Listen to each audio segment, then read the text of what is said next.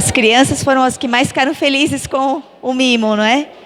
Mas que nós possamos nos acalmar, ficarmos em reverência na casa do Senhor, para ouvirmos o que Deus tem a falar conosco nesta manhã. Aqui nós temos o ide e ensinai de Jesus. Próximo. Na grande comissão, em Mateus 28, 19 e 20, Jesus estava ressuscitado e ele ensinou os seus discípulos importantes lições que eles deveriam estar passando para a comunidade.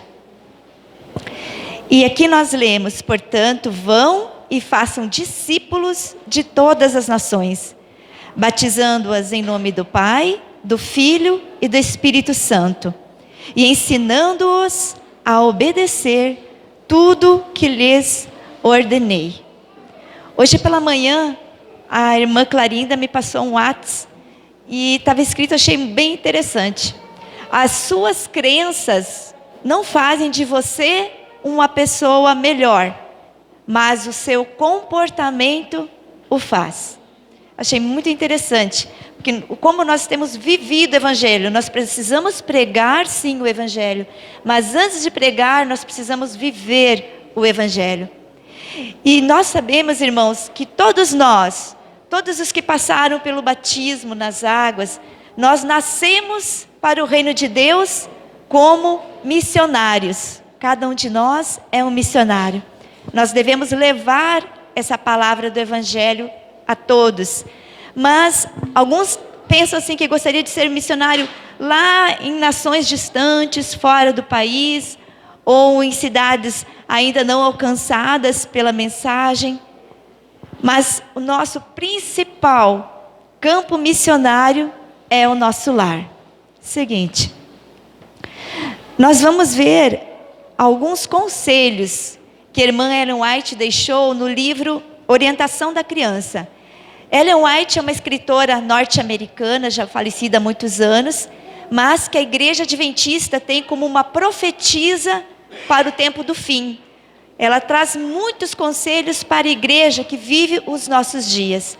E aconselho os irmãos que ainda não tiveram a oportunidade de ler esse livro, Orientação da Criança, O Lar Adventista. São livros maravilhosos que trazem princípios da palavra de Deus, totalmente dentro da palavra de Deus, e que vem clarear mais a nossa mente para o dia a dia. Tem um anterior a esse, acho que pulou.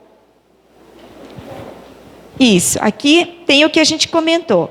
Como obreiros de Deus, deve nossa obra começar com os que estão mais próximos a nós. Deve começar na nossa própria casa. Não há um campo missionário mais importante do que o nosso lar. E lembrando, irmãos, as nossas crenças não fazem de nós uma pessoa melhor, é o nosso comportamento que faz. Nós temos, alguns são pais, outros filhos, e a gente precisa ter um comportamento que desperte o interesse das pessoas não adventistas, não cristãs, que não conhecem o Evangelho. Como você tem vivido? Porque pregar dentro de casa, para a nossa família, para os pais, para os irmãos, para tios, primos, enfim, para familiares, é muito difícil apenas pela palavra, porque o comportamento vai falar muito mais alto. Nesse que é o nosso principal campo missionário, o lar. Vamos ver se eu consigo passar aqui.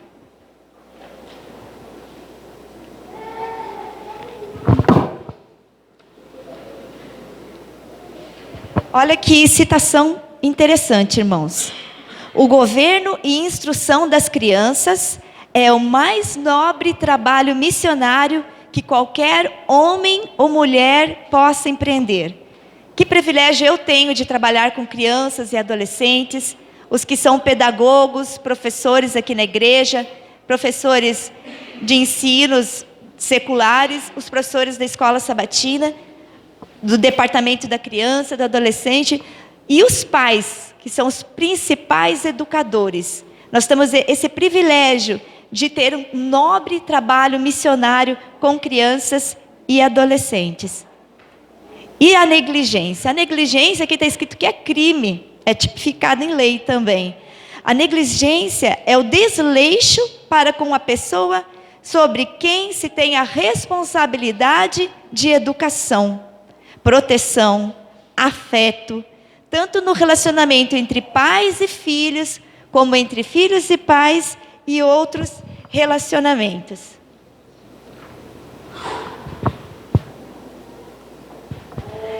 Eu gostaria de falar um pouquinho sobre as mídias sociais e o quanto elas influenciam nos nossos relacionamentos familiares.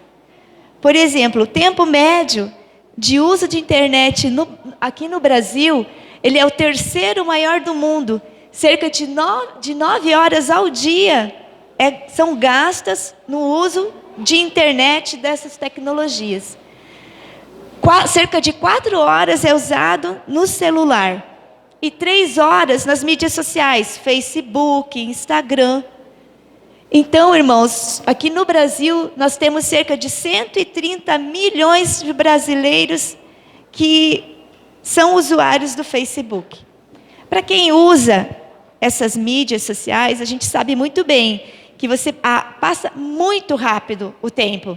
Quando você vê, já foi 1 hora ali olhando mensagens do WhatsApp, Facebook, Instagram, 2 horas, passa muito rápido, a pessoa não se percebe.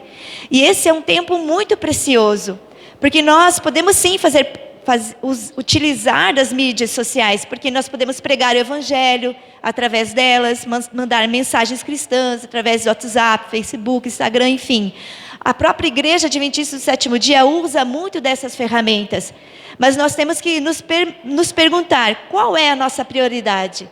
A nossa prioridade, irmãos, é a nossa comunhão com Deus, deve estar em primeiro lugar no nosso manhã e durante o nosso dia. E após Deus, nós temos a nossa família. A nossa família na frente do trabalho que se faz na igreja, a nossa família à frente do nosso próprio trabalho que nos dá o sustento, o trabalho secular.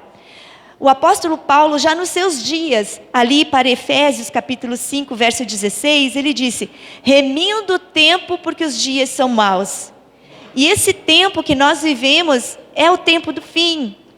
Jesus está às portas, breve para voltar, breve para se fechar a porta da graça. Então, irmãos, nosso tempo tem que ser utilizado com muito critério, com muita sabedoria, para que aquilo que é a prioridade, o nosso relacionamento com Deus e com a nossa família, não venha a ser prejudicado.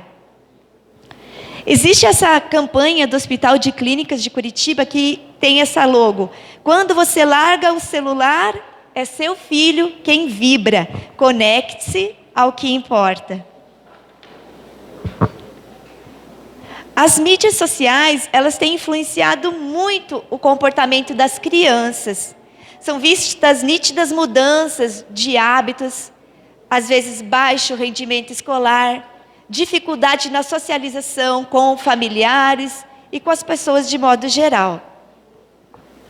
Essas mídias sociais, a tecnologia, ela entra no universo infantil desde muito cedo, desde de brinquedos eletrônicos, de celular, tablets, computadores. Às vezes é tão cedo que eu vejo no consultório bebezinhos com 6, 7, 8 meses, a mãe querendo acalmar a criança, colocando algo no celular, né? Galinha pintadinha e afins, para a criança se acalmar com o celular. Mas nessa idade está totalmente inadequado o uso. Nós sabemos que as mídias sociais, elas também têm o seu aspecto positivo, tanto na aprendizagem, na socialização também. Mas o grande desafio é a gente ter o equilíbrio, para que não venham essas mídias sociais a fazer prejuízo para a saúde das nossas crianças. Há limites para que não haja esse prejuízo. Cada casa deve ter a sua regra. E os pais, eles são modelos para os filhos. Então, se o pai está toda hora olhando o celular, está durante o almoço, durante o desjejum, atendendo o celular, olhando o celular, que mensagem que você está passando para o filho? Talvez que o filho não seja tão importante assim, a companhia do filho, né? Então, nós temos que estabelecer limites e rotinas, regras, limites dentro de casa, faz com que a criança se sinta protegida e amada. Há algumas recomendações da Sociedade Brasileira de Pediatria para o uso das mídias sociais. Por exemplo, não utilizar de forma alguma eletrônicos para bebês abaixo de 1 ano de idade. E determinar tempo de uso para as crianças abaixo de 4 anos de idade, 1 hora ao dia. Para os escolares, 2 horas. E para os adolescentes, 3 horas ao dia. E esse tempo, irmãos, inclui televisão, YouTube, não apenas WhatsApp, Facebook. Tudo que for eletrônico tem que ter um tempo bem regrado dentro de casa, para não vir a prejudicar os estudos, a saúde e as relações sociais.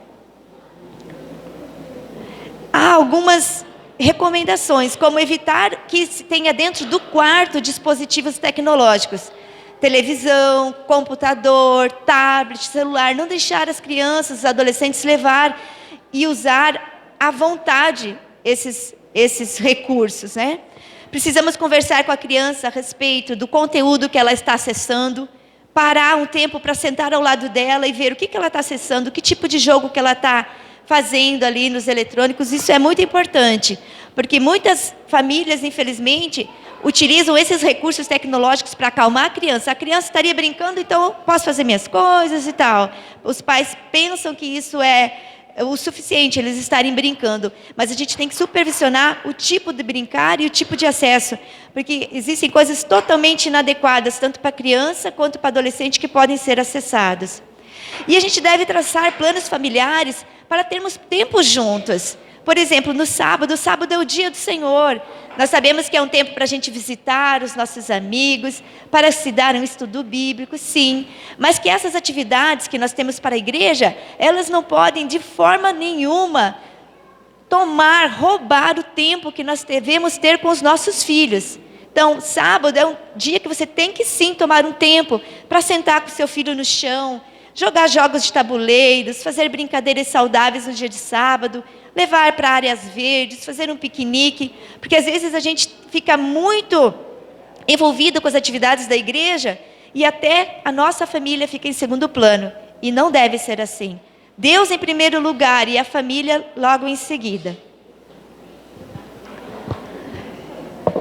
Aqui diz que o Senhor trabalharia no coração dos filhos se apenas os pais cooperassem com os agentes divinos. Nós sabemos que Deus manda anjos para proteger os nossos filhos. Anjos que querem apontar, olha, esse é o caminho, andai nele, sem se desviar nem para a direita, nem para a esquerda. Mas há um trabalho, olha o que está escrito. Deus não fará o que foi designado como sendo a vossa parte no trabalho. A educação dos filhos, ela é responsabilidade dos pais. A grande comissão, ide e fazei discípulos, fazer discípulos dos nossos filhos, nós temos essa responsabilidade. Não é a professora da escola sabatina, não é o pastor, todos eles têm sim a sua parcela na educação cristã dos nossos filhos. Isso é maravilhoso, mas é no dia a dia que nós temos que dedicar tempo para os nossos filhos. E aqui diz, pais, deveis despertar da vossa sonolência letal. Achei linda essa citação também. Tornai o trabalho de toda a vossa vida, formar o caráter de vossos filhos, segundo o modelo divino. Então, qual é o nosso principal trabalho? É o trabalho de moldar o caráter dos nossos filhos para ser mais semelhante a Jesus. E para isso, não vai ser você só pregando e falando e querendo ensinar por palavras, mas principalmente pelo modelo, pelas atitudes nos dias a dias que as crianças aprendem tão bem. O teu olhar, o teu tom de voz, o teu comportamento. Custa alguma coisa criar filhos no caminho do Senhor. Custa as lágrimas de uma mãe e as orações de um pai. Exige perseverante esforço, paciente instrução, um pouco ali e um pouco aqui. Mas essa obra, ela vale a pena, Podem assim os pais construir ao redor dos filhos muralhas que os preservarão do mal que inunda o nosso mundo.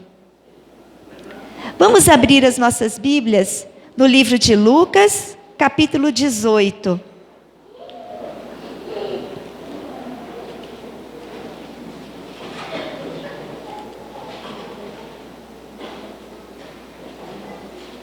Lucas 18, o verso 15 ao 17 diz assim: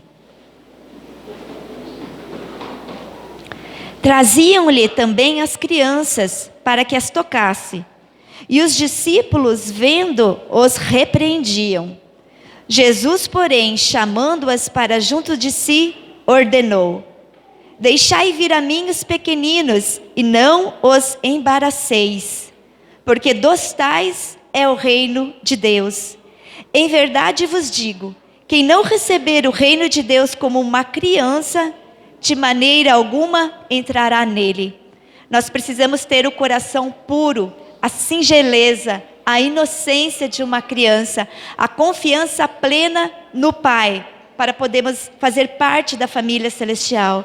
E aqui Jesus falou assim, olha, não embaraceis as crianças, deixai elas virem a mim. Irmãos, vamos fazer tudo o que tiver no nosso alcance para que os nossos filhos possam amar a Jesus. Muitos deles vêm à igreja por tradição. Meu pai vem, minha mãe vem, e ainda não desenvolveram um relacionamento de amor com Jesus. Mas através do nosso modelo, do nosso empenho, nós estaremos trazendo essas crianças para Jesus. Como ele aqui nos diz, deixai vir a mim as criancinhas. Agora vamos abrir nossas Bíblias no Evangelho de Mateus, um pouquinho antes de Lucas. Também o capítulo 18 de Mateus. Mateus 18, o verso 1 a 7, diz assim: Naquela hora, aproximaram-se de Jesus os discípulos, perguntando: Quem é, porventura, o maior no reino dos céus? E Jesus, chamando uma criança, colocou-a no meio deles e disse: Em verdade vos digo, se não vos converteres e não vos tornardes como crianças, de modo algum entrareis no reino dos céus. Portanto, aquele que se humilhar como essa criança é o maior no reino dos céus. E quem receber uma criança tal como essa, a mim recebe. Qualquer, porém, que fizer tropeçar a um desses pequeninos que creem em mim, melhor lhe fora que se pendurasse ao pescoço uma grande pedra de moinho e fosse afogado na profundeza do mar. Ai do mundo, por causa dos escândalos, porque é inevitável que venham os escândalos, mas ai do homem pelo qual vem o escândalo. Então essa passagem ela traz um alerta muito grande, que nós vivemos no tempo do fim, no tempo em que o amor de muitos se tem esfriado, em que as pessoas são mais amantes dos prazeres do mundo, das mídias sociais, de toda essa tecnologia, do que amantes de Jesus. E muitas pessoas colocam tropeço sim, e ai de nós como pais, se formos nós uma dessas pessoas, roubando o tempo que nós deveríamos dedicar à nossa família, colocando um celular na mesa ao invés de conversar com seu filho, de ter um momento agradável numa refeição, de deixar de ter essas regras, esses limites dentro do lar, que tão bem farão para os nossos filhos, sejam crianças, sejam adolescentes.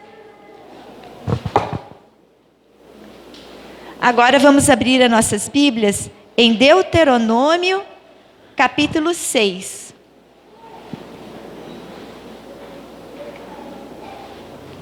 Deuteronômio, capítulo 6, do verso 4 ao verso 9.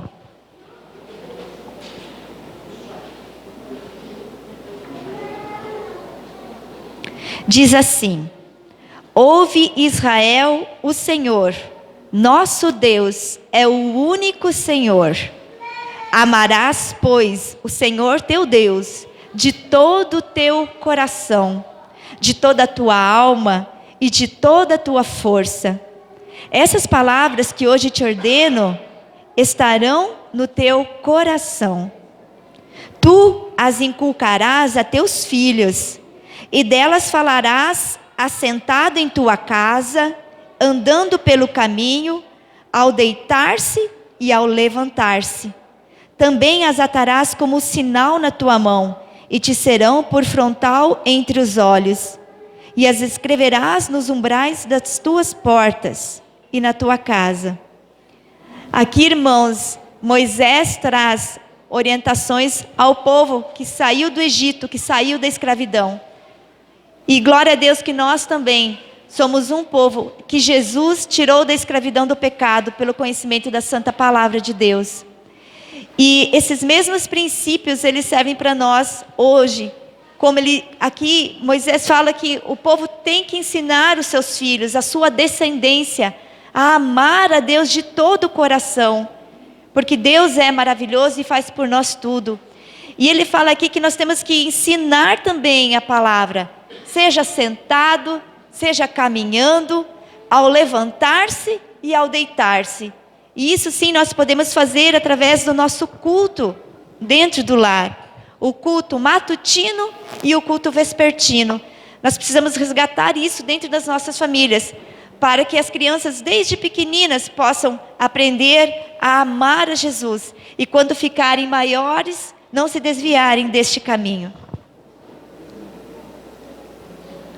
No livro Patriarcas e Profetas, na página 144, está escrito assim: se houve um tempo em que cada casa precisa ser uma casa de oração, esse tempo é hoje. Pais e mães devem erguer o coração a Deus em humilde súplica por si e por seus filhos. Que o pai, como sacerdote da casa, deponha sobre o altar de Deus o sacrifício da manhã e da tarde, enquanto a esposa e os filhos se unem em oração e louvor. Em uma casa tal, Jesus gostará de demorar-se. Agora nós vamos ver alguns conselhos que estão no livro O Lar Adventista. Olha que lindo. O lar deve ser um pequeno céu na terra. Um lugar onde se cultivam afeições, ao invés de reprimi-las. O lar deve ser o mais agradável símbolo do céu. Deve ser presidido pelo Espírito Santo. Deus deseja que as nossas famílias sejam símbolo das famílias do céu. A família é a base de tudo. E nós devemos investir tempo, amor, cuidado na nossa família. Porque se assim nós não o fizermos, o mundo está cheio de atrativos para as crianças, para os adolescentes, para os jovens. Atrativos e ilusões que muitas vezes vão os afastar da presença do nosso Salvador Jesus.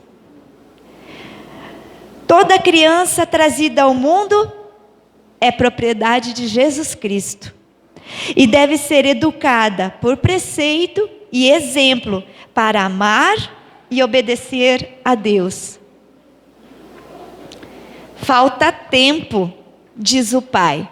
Não tenho tempo de dedicar-me a prazeres sociais domésticos. Aqui tem um alerta para os pais. Se assim fosse, de não ter tempo para os seus filhos, então não devíeis ter tomado sobre vós a responsabilidade de uma família. Privando-os do tempo que lhes pertence por direito, estais-lhes roubando a educação que deveriam receber de suas mãos. Se tendes filhos, tendes uma obra a fazer, em união com a mãe, na formação do caráter dos filhos. A religião é amor, não é regra, apenas regras, apenas ordenanças. A religião de Jesus é a religião do amor.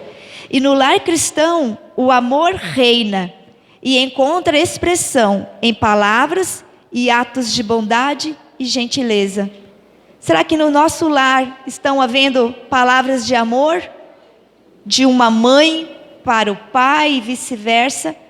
Como está sendo o relacionamento entre os cônjuges? O que os filhos têm presenciado dentro de casa? São palavras de respeito, palavras de amor ou são gritaria? O nosso lar tem que ser um pedacinho do céu. Então temos que atentar muito para essa questão. E quando houver conflito entre o pai e mãe, sempre resolvê-los fora do olhar e do ouvido das crianças, porque elas absorvem muito das dificuldades que por vezes pode acontecer no dia a dia. E em relação aos filhos, nós precisamos sim discipliná-los, colocar limites, assim eles se sentirão seguros e amados. Mas a forma como você disciplina tem que ser a forma de Jesus, que é a forma do amor. Somente onde Cristo reina pode haver um amor profundo, verdadeiro e altruísta. Em toda família em que Cristo habita, serão manifestos atenciosa preocupação e amor, de uns para com os outros. Eu gostaria de apresentar esse livro aos irmãos, porque é um livro muito especial de uma pedagoga norte-americana, Dorothy Law Nolte. Ela já é falecida no ano de 2005. Ela fez para os pais dos seus alunos um poema. E esse poema ele ganhou o mundo. Ele foi traduzido para inúmeros idiomas. E ele tem esse título: As crianças aprendem o que vivenciam. Tudo que nós falamos, todo o nosso comportamento, ele vai ter um impacto imenso na vida das crianças. Tanto dos nossos filhos, como para de outras crianças. A palavra, ela tem um poder muito grande para ajudar a criança, adolescente e jovem a ter uma boa autoestima, ou a palavra pode derrubar a autoestima de uma criança. Diz assim esse poema: se as crianças vivem ouvindo críticas, elas aprendem a condenar. Se convivem com a hostilidade, aprendem a brigar. Se as crianças vivem com medo, elas aprendem a ser medrosas. Se as crianças convivem com pena, elas aprendem a ter pena de si mesmas. Se vivem sendo ridicularizadas, às vezes até pelos próprios pais, essas crianças vão aprender a ser tímidas. Se convivem com a inveja, aprendem a invejar. Se vive com vergonha, aprendem a sentir culpa. Ao contrário, se elas vivem sendo incentivadas em casa pelos pais, pelos professores, por adultos que tiverem contato, essas crianças vão aprender a ter confiança em si mesmas. Se as crianças vivenciam os elogios, elas aprendem também a apreciar. Se vivenciam a aceitação, aprendem a amar. Se vivenciam a aprovação, elas vão aprender a gostar de si mesmas. Por isso, tão importante os pais aplaudirem os progressos dos seus filhos, eles estimularem, darem boas palavras, porque aprovando, as crianças desenvolvem a sua própria autoestima.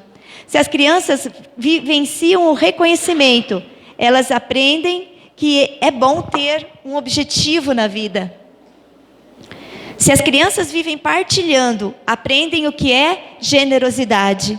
Os pais que são generosos para com as pessoas menos afortunadas passam uma lição maravilhosa. Quantas vezes nós fizemos o mutirão de Natal e os nossos filhos foram conosco? Então, muito mais do que você pregar a generosidade, é você vivenciar e poder passar para os seus filhos. Se convivem com sinceridade, aprendem a ter veracidade. Se convivem com a equidade, aprendem o que é justiça. Se convivem com bondade e consideração, aprendem o que é respeito.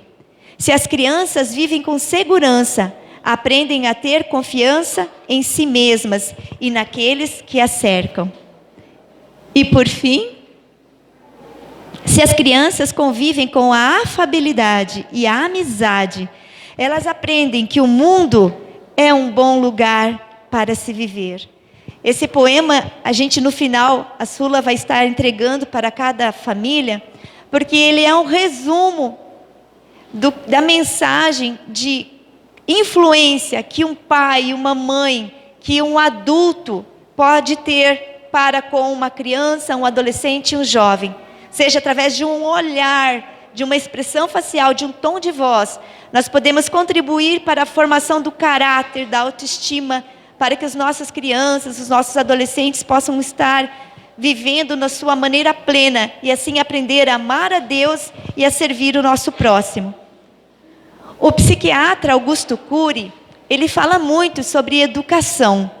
E eu retirei de um livro dele essas palavras. Educar é a realizar a mais bela e complexa arte da inteligência. Educar é acreditar na vida, mesmo que derramemos lágrimas. Educar é ter esperança no futuro, mesmo que os jovens nos decepcionem no presente. Educar é semear com sabedoria, mas colher com paciência.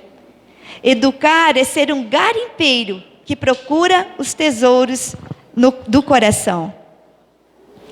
E terminando, irmãos, com essa palavra escrita da Bíblia, em Efésios 6, verso 4.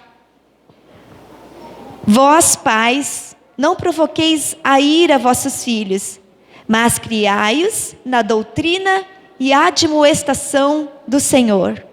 E para todos nós que somos filhos, está em Efésios 6, verso 2 escrito: honra teu pai e tua mãe, que é o primeiro mandamento com promessa.